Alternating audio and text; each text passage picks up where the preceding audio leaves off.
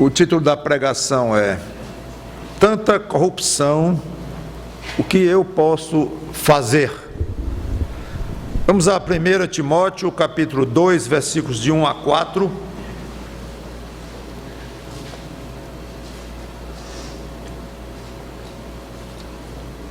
Primeira carta de Paulo a Timóteo, capítulo 2, versículos de 1 a 4, diz assim: Antes de tudo, pois, exorto que se use a prática de súplicas, orações, intercessões, ações de graças, em favor de todos os homens, em favor dos reis e de todos os que se acham investidos de autoridade, para que vivamos vida tranquila e mansa, com toda piedade e respeito. Isto é bom e aceitável diante de Deus, nosso Salvador. A passagem continua, mas eu quero parar aqui. Vamos orar. Santo Deus, nosso bom Pai, nos ajuda a entender este texto e aplicar para os nossos dias de hoje, como crentes que somos em Cristo. É em nome dele que te pedimos e agradecemos. Amém. Nosso país está sempre às voltas com alguma situação de escândalo político, envolvendo corrupção, envolvendo todo tipo de desonestidade. Não somos uma exceção no mundo, isso é típico de um mundo que infelizmente pode dizer que Satanás é o Deus deste século, é o príncipe deste mundo, então não é de admirar. Mas há ocasiões em que parece que esse mal fica mais evidente e se torna mais presente na mídia, e parece que a cabeça da gente fica cheio, como cidadão, cheio dessas coisas. E agora, com a aproximação desse julgamento do chamado mensalão, que é um conjunto de atividades criminosas de anos atrás, dizem aí os que entendem que parece que o maior caso de corrupção que já houve neste país. E aí agora com esse julgamento do chamado caso Cachoeira, deste homem envolvido com muita política, muita irregularidade, tudo indica muita corrupção também, e tudo isso gera um desânimo, gera um desgosto no cidadão. Aí vem o ex-presidente e vem defender o mensalão, e ainda dizendo que é uma invenção da mídia, das elites e tal, para prejudicar A, B ou C. Então, pessoas que poderiam colaborar para um sentido de justiça, de retidão, de decência neste país, fazem exatamente o contrário, confundindo mais o povo e aumentando ainda a revolta. Revolta, digo, de muitos, revolta quieta, mas em qualquer roda que se converse, que entre, a ideia é de uma impotência da parte de quem gostaria de ver um país mais sério, o que fazer. Não somos poderosos, não somos influentes. Podemos fazer alguma coisa, como crentes que somos, numa situação desta que, repito, não é exceção no mundo como país, e esses dois casos que eu citei, que são os atuais, mas se fôssemos ver há 4 anos atrás, há 8 anos, há 20 anos, teríamos casos de corrupção também, teríamos pessoas sérias, desiludidas. Daqui a 10 anos, se Cristo não tiver voltado, vamos ter outro escândalo, outra situação, provavelmente com outros partidos, com outras pessoas. Então não é que nós estamos aqui admirados e apavorados com o que está acontecendo. Não, tudo isso, basta estudar um pouquinho de história, que você vai ver que se repete. Desde que Adão pecou com Eva, Mas fica a pergunta, e o que eu posso fazer? Eu sou um cidadão, uma cidadã, eu me considero uma pessoa de bem, não comungo com essas coisas aí, sou contrário a isso tudo, pago meus impostos, eu sofro com isso, não posso fazer nada. Esta passagem mostra que sim, nós podemos fazer algo, sim. Aliás, devemos fazer, orar pelas autoridades. Ele começa falando aqui em vários nomes, dando vários nomes para atividades praticamente iguais. As palavras são diferentes no original, mas se formos um pouco mais fundo, vamos ver pequenas variações nas palavras aqui traduzidas por súplicas, orações, intercessões. Eu não vou entrar nos detalhes de cada um, tem algumas pequenas diferenças, mas de um modo geral é a mesma coisa, são orações. A diferença grande é ações de graças, porque aí não é pedido. As três primeiras se referem a pedidos diante de Deus, mas a última, que é ações de graças, aí é agradecimentos a Deus por coisas que nós queremos dar glórias a Ele. Então, aqui diz, devemos orar por todo mundo, na realidade, em favor de todos os homens, aqueles que venham na sua mente, aqueles que estão mais presentes na sua vida. Sinta-se livre para orar de várias formas por pessoas, inclusive agradecendo por pessoas que você considera sérias e que estão de alguma forma sendo benéficas na sua vida, na vida da comunidade. Mas ele diz, aí ele aproxima a lente, dá um zoom aqui, favor dos reis e de todos os que se acham investidos de autoridade. Aqui ele concentrou, então ele deixou as pessoas em geral de lado e se concentrou nas autoridades. Rei hoje seria o quê? O presidente, em termos de país, né? No sentido de autoridade máxima. Ainda existem reis no mundo, mas poucos. Então, não pense que esta palavra rei caiu totalmente o sentido para nós hoje no Brasil, porque não temos um rei. Claro que não. É a autoridade máxima do Estado, é o governador da cidade, é o prefeito, prefeita. Então, o que significa isso? Aquele que está investido de autoridade máxima, e as outras autoridades também, que no nosso caso seriam pessoas, juízes, governadores, deputados federais, senadores, as autoridades, de maneira geral. Orar como? A Bíblia fala muito de oração, então poderíamos explorar muito só esta pergunta. Eu próprio tenho uma série de pregações que eu pretendo um dia fazer aqui na igreja sobre oração, mensagens curtas, mas falando muito sobre oração, e a Bíblia fala demais. Mas aqui ele diz um aspecto da nossa oração que devemos fazer pelas autoridades. É interessante isto. Para que vivamos vida tranquila e mansa.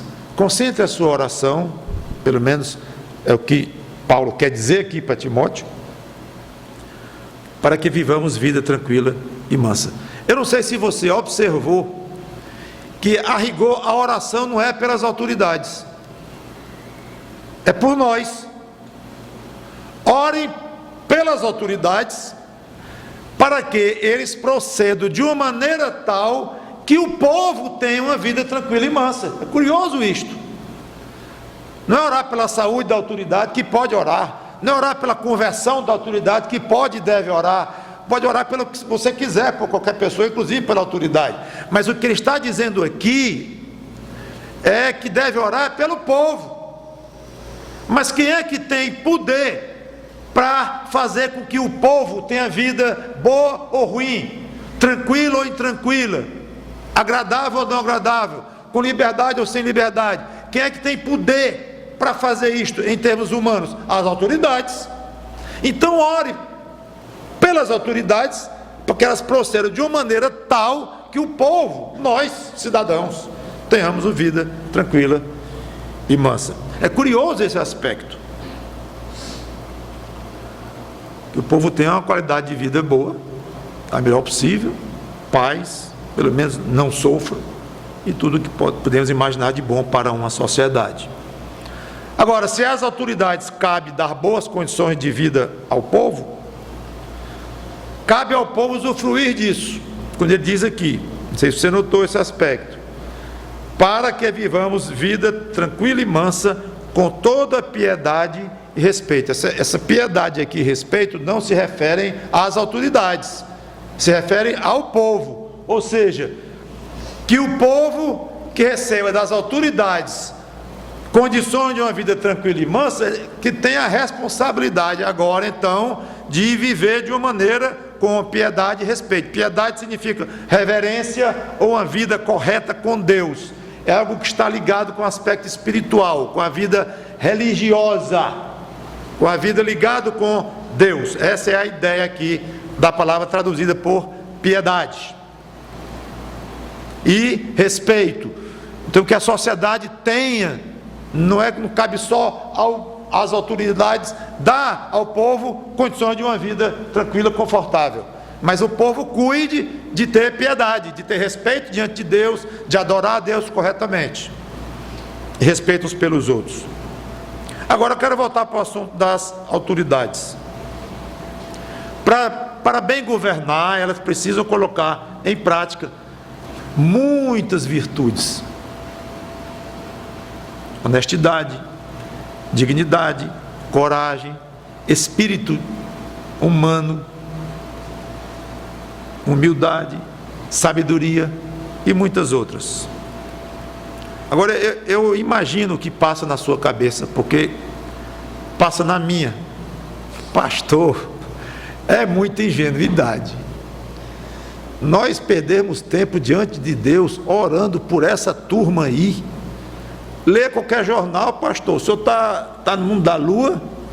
Lê qualquer revista, qualquer jornal, qualquer noticiário e veja a lama onde muitos desses homens de grande poder e autoridade nesse país, e mulheres, onde eles vivem, o nível de corrupção, de desonestidade, de cinismo, de desconsideração pelo povo, de desamor ao pobre, que precisa de um hospital, precisa de educação, um povo que rouba milhões e milhões, desavergonhadamente, na cara, e a imprensa mostrando, denunciando, e quanto mais são denunciados, mais se irritam, e mais parece que querem se defender e roubarem mais ainda. O pastor, o senhor está dizendo para nós orarmos a Deus, para que Deus dê a eles honestidade, humildade, amor pelos necessitados, para que não roubem dos hospitais públicos, porque quando se rouba do dinheiro público, está se roubando dos hospitais, das estradas, onde tem muita morte, muito acidente, de tudo. Ora não, pastor, eu não vou perder meu tempo com isso não. Eu também tenho essa mesma sensação. Mas eu quero lembrar que, primeiro, o fato dessas pessoas serem, muitas delas, dizem que o poder corrompe, né?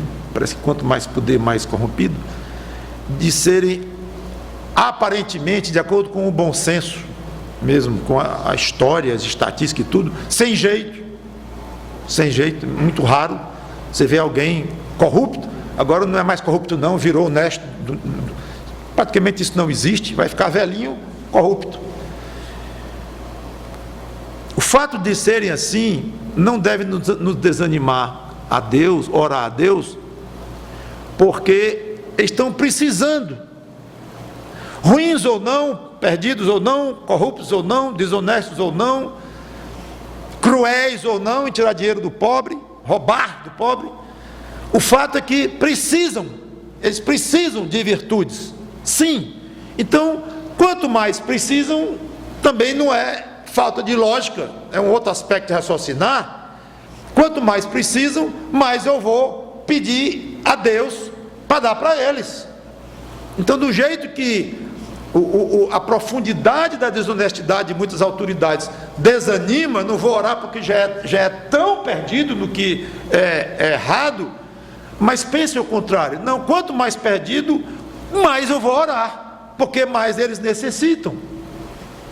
É lógico, também o raciocínio. Então procure ir por este lado, que é mais de acordo com as Escrituras. Aliás, não é nem mais de acordo, é o aspecto de acordo. O outro é contra as Escrituras. Eu não vou orar porque já estão perdidos demais, não tem mais jeito, não oro mais. Não é bem assim. Parênteses que eu tenho que dar é que às vezes eu entendo, não sei se eu poderia mostrar alguma passagem mostrando, mas eu entendo e concordo com a ideia de que às vezes o Espírito Santo nos tira a vontade de orar por certas pessoas, certas causas. Mas é mais uma opinião pessoal, não estou fazendo uma doutrina em cima disso, você pode até discordar de mim, mas já tenho visto acontecer com vários crentes, comigo próprio. Ora por alguém, até pela salvação de alguém, de repente aquela vontade cristaliza e esfria, você quase sente como se estivesse nadando contra a maré, orar por alguma coisa, por alguém, por alguma causa. Eu admito que alguém que esteja em comunhão com Deus e tratando do seu coração, não sei, que não é ódio pela pessoa, nem isso, nem, de jeito nenhum, mas aquela vontade desaparece. Então eu entendo que isso pode vir de Deus. Tirando esse parênteses, o que a Bíblia recomenda e diz é: ore pelas pessoas, como vimos aqui em muitas outras passagens, e ore pelas autoridades também. Então, primeira coisa, não vou orar porque são corruptas demais. Faça o contrário, quanto mais corrupta, mais ore pela tal autoridade. Segundo, é que Deus tem poder de fazer o mais corrupto dos homens virar o mais honesto dos homens. Agora vamos fazer o seguinte: se você não crê que Deus tem esse poder, aí eu concordo, não ore não. Aí você está perdendo tempo mesmo, além de estar profundamente ofendendo a Deus. Mas o que muitas vezes ocorre é que no fundo é corajoso você ter que admitir isso. Talvez não ocorra isso com você, mas no fundo o que muitos realmente não têm é esta confiança absoluta em dizer: Deus tem poder. E você pode se enganar um pouco, é uma certa ilusão, dizer assim: não, eu creio que Deus tem poder, Ele não vai fazer. Ah, é? Interessante, é? Ele revelou quando? Que Ele não vai fazer? Quando foi mesmo que Ele disse que Ele não vai converter o senador corrupto, o fulano lá, o governador de lá? Ele disse, foi? Que Ele não vai, inclusive, não é nem fazer com que ele deixe de ser tão desonesto, Ele vai converter, levar a Cristo, o mais corrupto dos políticos. Ele disse que não vai fazer isso? Com que pretensão, com que arrogância, com que autoridade você diz: eu não vou fazer, não vou orar por esta raça de gente ruim, não vou fazer isso porque, embora Deus tenha poder, Ele não vai fazer? Porque não é o que eu tenho visto ao longo da história, está cheio de gente corrupta, o Brasil não é exceção e tal, não vou. Tá bom, então feche sua Bíblia, bote numa gaveta aí e vá curtir a vida, você está brincando de ser crente, se esse é o seu pensamento. Agora, repito, dá um desânimo na gente? Dá. A gente tem que lutar com a pequenez da nossa fé? Tem.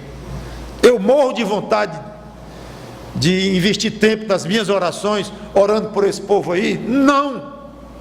É até ruim orar por eles, o desânimo é grande mesmo. Mas o que eu quero dizer é que as Escrituras nos mandam uma outra direção. Não é que é fácil fazer, nem eu estou aqui dando onde bonitinho e que eu faço e vocês não fazem. Não, é difícil. E desanima mesmo, dá um desgosto grande. Até coletivamente, muitas vezes, um país pode ficar quase depressivo, de acordo com situações em que um certo país vive.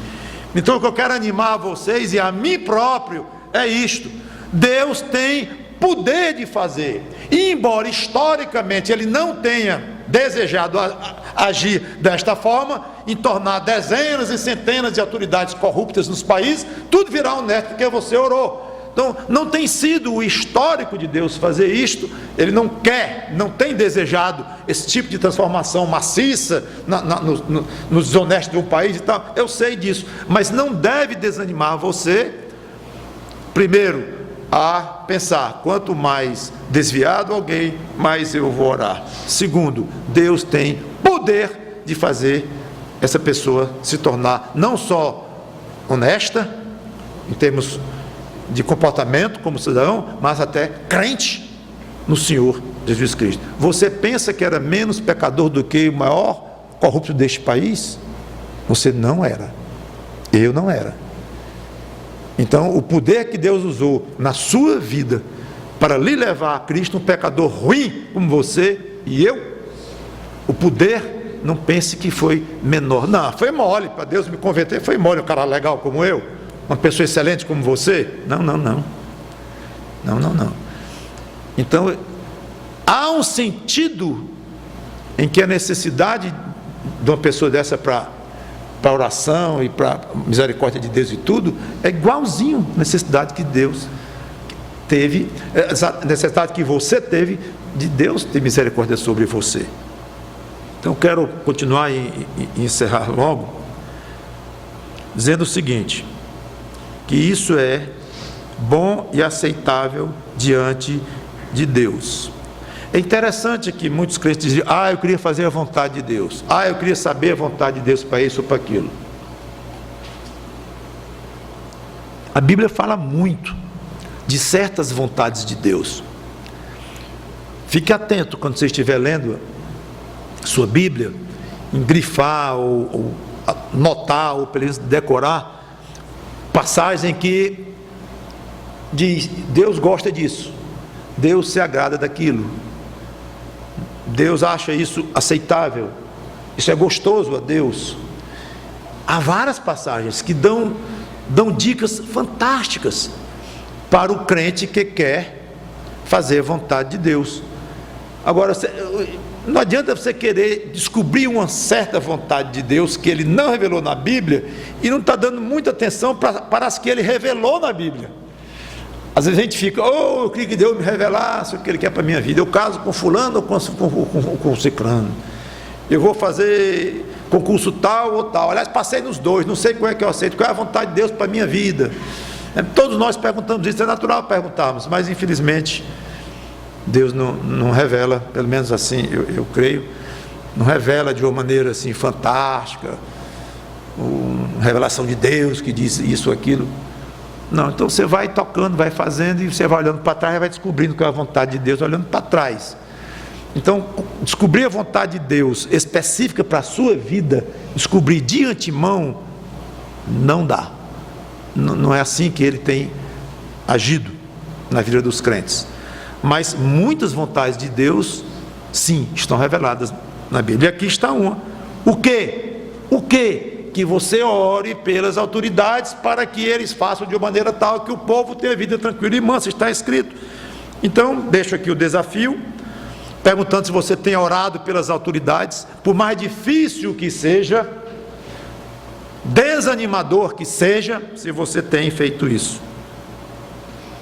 Sugestão: vou tirar um mês orando pelas autoridades, nas minhas orações. Interessante isso.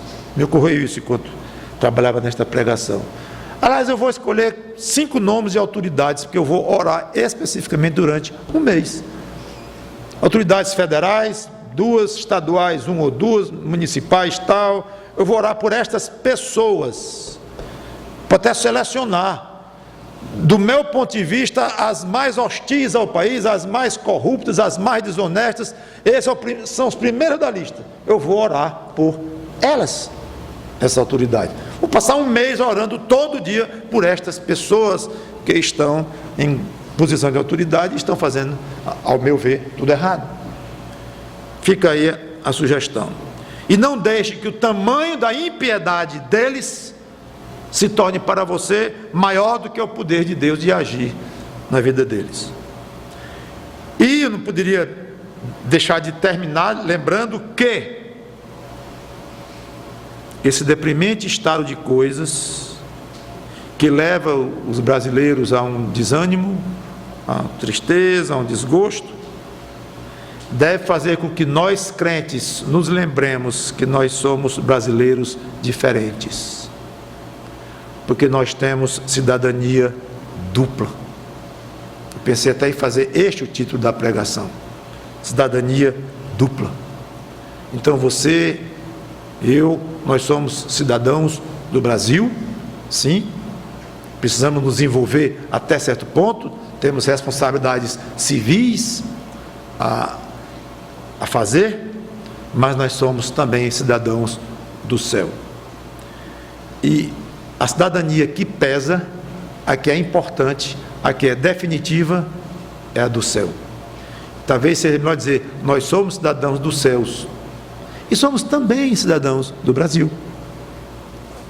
Se formos colocar em ordem de importância, esta é a ordem correta. O que interessa é a nossa cidadania do céu. Aqui é provisório.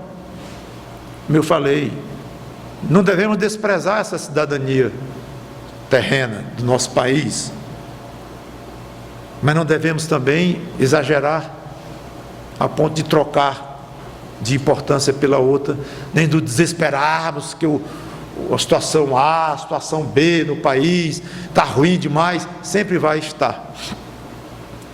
E outra coisa, você é cidadão brasileiro, uma cidadã brasileira agora. Você pode daqui a 10 minutos deixar de ser. Como, pastor? Eu vou lá na embaixada, sei lá onde é que eu vou, no Ministério da Justiça, e peço minha desistência de cidadão. Não sei nem se isso existe, eu não sou advogado. Não, eu estou só dizendo uma coisa mais simples. Você vai atravessando a rua, um carro lhe pega e você morre. Você deixou de ser cidadão brasileiro. Você foi, está lá nos registros e tal, mas você deixou de ser. Até onde eu saiba. De repente a lei até diz que uma pessoa é cidadão e depois de morto, não sei. Eu sei o seguinte: pouco adianta você ser cidadão brasileiro dentro de uma cova, se a lei diz que você é por certos direitos, não sei o que, inalienáveis, fica por conta aí dos advogados. Mas adianta pouco saber quem foi eleito, quem perdeu a eleição, quem ganhou. Você lá no cemitériozinho, bem enterradinho, interessa pouco. Você não vai mais votar. E muitas outras coisas você vai deixar de fazer para o Brasil morto. Então essa cidadania do país é muito leve, é muito rápida, é muito provisória. E eu encerro com Filipenses 3, 20 e 21, não vou detalhar, quero mesmo encerrar com esta leitura. Filipenses 3, 20 e 21, isso é para dar ânimo para nós, brasileiros que sofremos tanto com a corrupção deste país, lembrar que Filipenses 3 e 20, isso é bom demais, leia isso toda vez que você lê sobre a corrupção do país. Bom, você vai viver lendo isso, mas pelo menos fica na sua mente. Pois a nossa pátria, o Brasil, está no... Não. Pois a nossa pátria está nos céus. Aqui é a nossa pátria celestial, de onde também aguardamos o Salvador, o Senhor Jesus Cristo. Tudo aí muito claro, citado nominalmente. Estamos aguardando o Senhor Jesus Cristo, o qual transformará o nosso corpo de humilhação, que nós temos hoje, para ser igual ao corpo da sua glória, segundo a eficácia do poder que ele tem de até subordinar a si todas as coisas. Nossa pátria está nos céus, bendita pátria. Enquanto aqui sejamos os melhores dos brasileiros, nós possamos ser melhores cidadãos, tudo bem, mas não morra de tristeza, de angústia. Não vale a pena por uma nação da qual você vai deixar de ser cidadão a qualquer momento. Cumpra as obrigações como a Bíblia manda, mas o seu coração é para estar na sua pátria que está nos céus. Vamos orar.